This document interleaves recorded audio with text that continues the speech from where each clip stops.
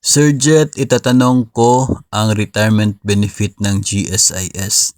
13 years na ako sa public school. Pwede kaya ako maka-avail ng advance retirement benefit sa GSIS? Actually, wala pa po ako narinig na advance retirement benefit, no? Maliban na lamang kung nag-apply ka ng loan.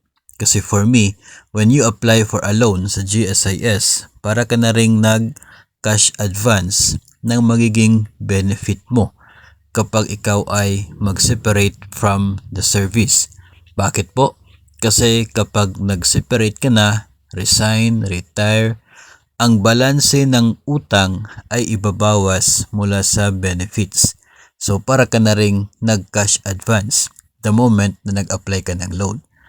Unang-una po sa case na ito, 13 years ka pa lamang, ibig sabihin nun ay you are not eligible for a pension.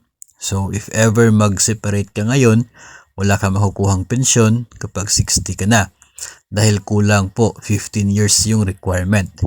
Isa pa, kung wala kang pensyon, hindi ka eligible for the lump sum benefit o kaya ay doon sa 18 months na cash payment. Iba kasi yung computation kapag below 15 years in service ang isa pong empleyado at mag-separate.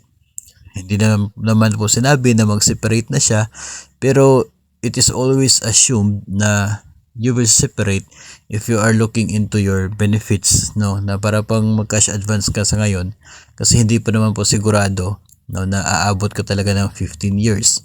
Malay mo, baka bigla kang mag-resign, no, kahit hindi pa 15 years. So baka short yung magiging cash advance. Wala naman po maging basis sa cash advance ng benefit dahil for sure if bibigyan man, base lamang sa kung ano po naabot sa ngayon. Pero wala talaga ako nakikita na cash advance for the retirement benefit.